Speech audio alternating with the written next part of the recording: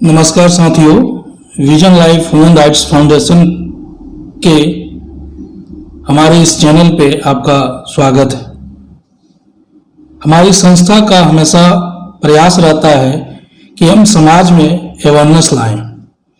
इसी के तहत आज का वीडियो आपको और आपके साथ रहने वाले लोगों को सड़क दुर्घटना के मामले से अवेयर करेगा।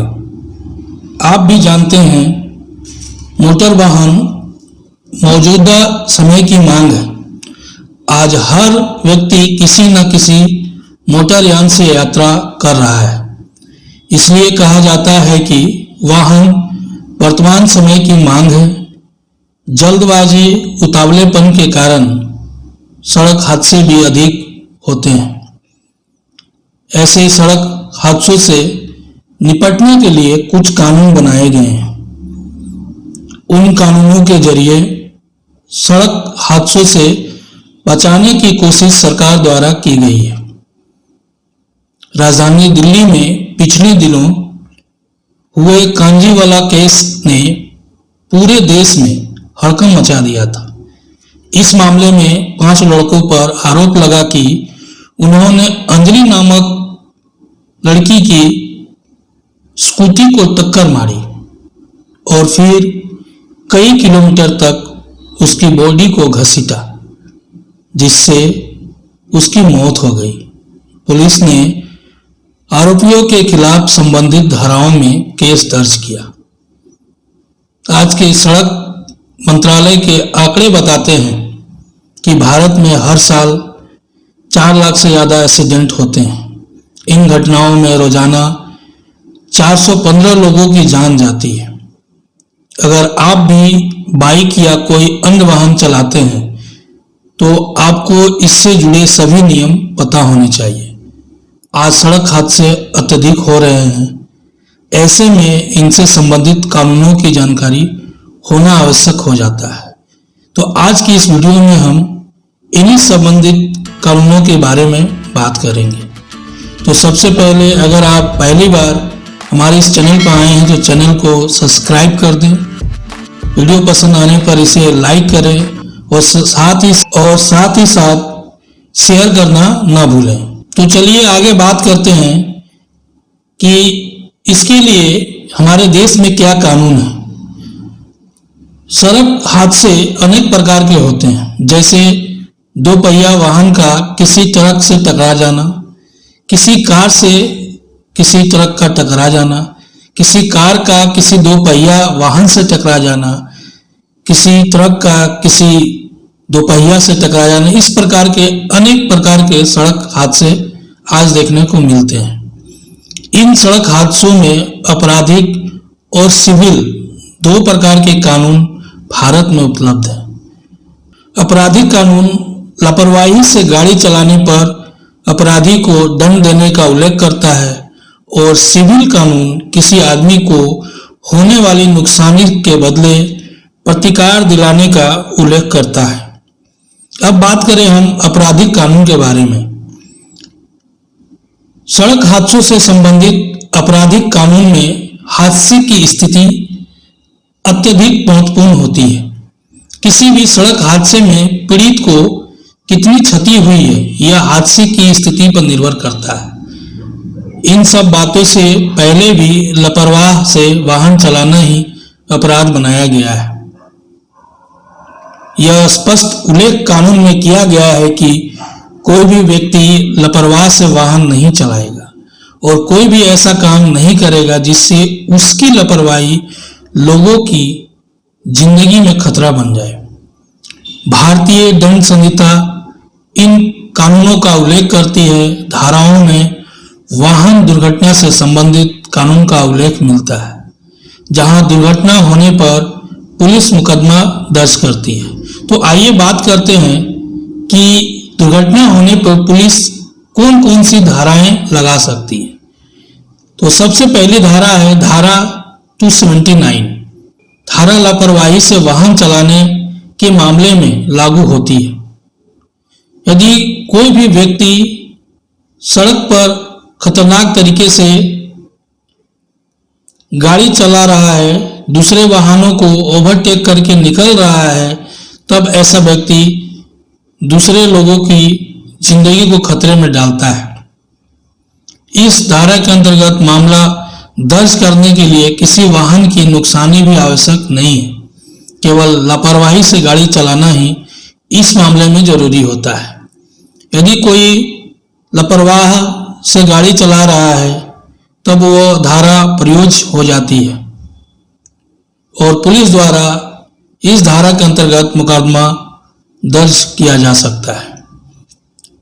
इस धारा में 6 महीने तक की कारावास का उल्लेख मिलता है, पर आमतौर पर न्यायालय इस धारा में अभियुक्त को जुर्माना करती है। अगली धारा है धारा 337। भारतीय दंड संहिता की धारा ऐसे मामलों में लागू होती है जहां लापरवाही से गाड़ी चलाकर किसी व्यक्ति को साधारण चोट पहुंचाई हो, अर्थात किसी के द्वारा गाड़ी इस प्रकार से चलाई जा रही है कि वह सड़क पर कट मारता हुआ निकल रहा है या फिर वाहन को ओवरटेक कर रहा है और उसके ऐसा ओवरटेक करने से दूसरी व्यक्ति की गाड़ी गिर जाती है। उसको गिरने पर अगर साधारण चोट आती है, साधारण चोट कहा जाता है जिसमें व्यक्ति को कोई खरोच या फिर कहीं छोटा मोटा घाव हो जाए, इसे साधारण चोट माना जाता है। लेकिन किसी के लापरवाही से वाहन चलाने से अगर इस प्रकार की चोट पहुंचती है तो पुलिस इस मामले में धारा 337 का मुकदमा लागू करती है। इस धारा के अंतर्गत 6 महीने तक की सजा उल्लेख है। यह धारा गंभीर धारा मानी जाती है। अगली जो धारा है वह धारा 338। भारतीय दंड संहिता की धारा 338 लापरवाही से गाड़ी चलाने पर होने वाली गंभीर चोट के मामलों में लागू होती है। अगर कोई व्यक्ति लापरवाही से गाड़ी चला रहा है और सड़क पर इस प्रकार से चला रहा है कि सड़क पर चलने वाले दूसरे लोगों को खतरा है और उनकी जिंदगी को खतरे में डाल रहा है, तब उसकी ऐसे गाड़ी चलाने से अगर किसी व्यक्ति को कोई गंभीर चोट पहुंचती है, जैसे कि उसके हाथ पैर टूट जाते हैं, उंगली कट जाती है, उंगली टूट जाती है, फिर कोई बड़ा गहरा घाव हो जाता है, तब यह धारा 338 लागू होती है।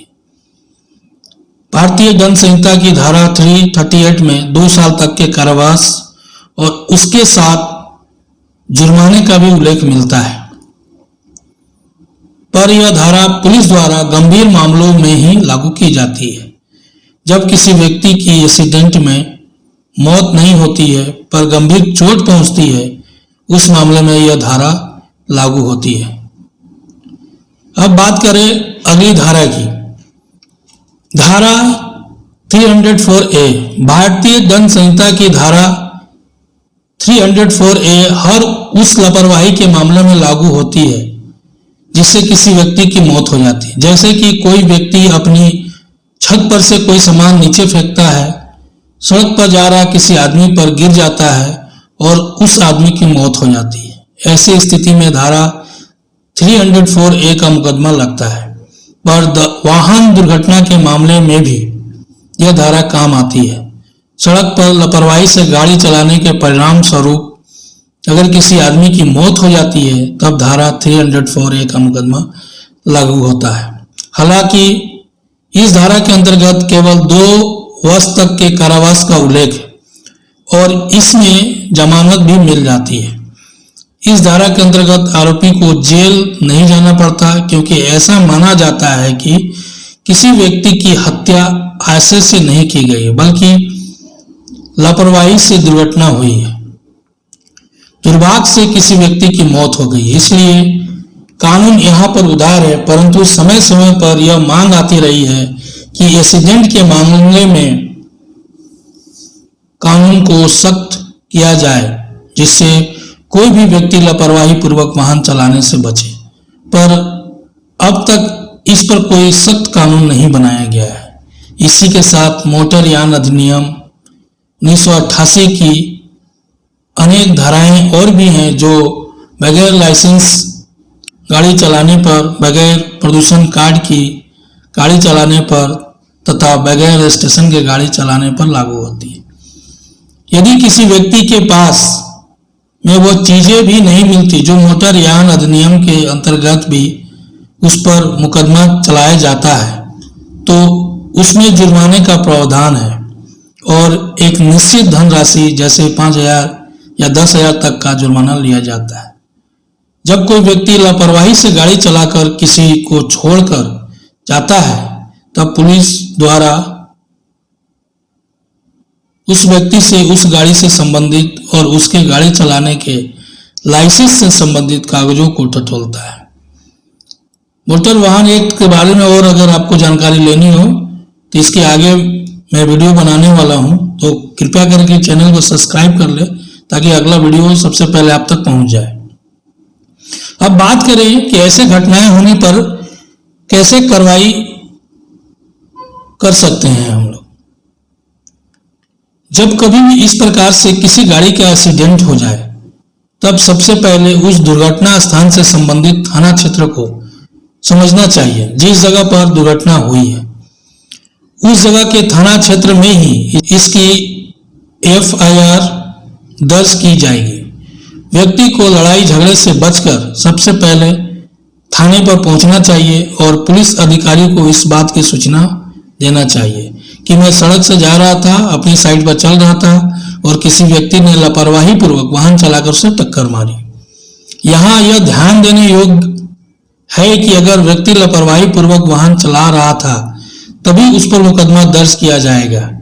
यदि जिस व्यक्ति द्वारा शिकायत की जा रही है कि गलती उस व्यक्ति की थी और लापरवाही उस व्यक्ति द्वारा की गई थी, तो मुकदमा दर्ज नहीं किया जाता है। पुलिस मामले की जांच करती है। जांच करने के बाद यह पाती है कि जिस व्यक्ति द्वारा शिकायत की जा रही है वह क्या कानून के मुताबिक गाड़ी चला रहा था या नहीं, तब उसकी शिकायत पर एक्सीडेंट करने वाले व्यक्ति के ऊपर FIR दर्ज की जाती है, जिसका मुकदमा उसी थाना क्षेत्र की अदालत में चलता है। अब बात करें दूसरी कानून जो है सिविल कानून के बारे में। भारत में एक्सीडेंट से जुड़े कानूनों में केवल आपराधिक कानून ही नहीं है बल्कि सिविल कानून भी दिया गया है। सिविल कानून का अर्थ यह होता है कि यदि किसी व्यक्ति ने लापरवाही से कार्य करके किसी दूसरे व्यक्ति को कोई नुकसानी पहुंचाई है, तब वह दूसरा व्यक्ति उस व्यक्ति से अपना प्रतिकर प्राप्त कर सके ताकि वे इस स्थिति में जा सके जिस स्थिति में वे दुर्घटना होने के पहले था। मोटर वाहन अधिनियम 1988 के धारा 166 के अंतर्गत किसी भी दुर्घटना में शिकार हुए व्यक्ति के पास प्रतिकर प्राप्त करने का अधिकार होता है। ऐसा व्यक्ति दुर्घटना करने वाले व्यक्ति पर मुकदमा ला सकता है कि वे उसी प्रतिकर दे। अगर व्यक्ति का बीमा नहीं है, ऐसी स्थिति में प्रतिकर स्वयं उस व्यक्ति को देना होगा। अगर वाहन का बीमा है तब प्रतिकर बीमा कंपनी द्वारा दिया जाएगा, क्योंकि बीमा कंपनी यह संविदा करती है कि यदि आपके वाहन से कोई दुर्घटना होती है, वह किसी दूसरे व्यक्ति को क्षति होती है, ऐसी स्थिति में प्रतिकर हमारे द्वारा दिया जाएगा। मोटर यान अधिनियम के अंतर्गत किसी भी वाहन का बीमा वर्तमान में आवश्यक है। बगैर बीमा पर वाहन चलाने पर भी यह आपराधिक मामला बन सकता है। अब अगर इस तरह के कभी घटना हो जाए तो घटना में आप कहां मुकदमा कर सकते हैं?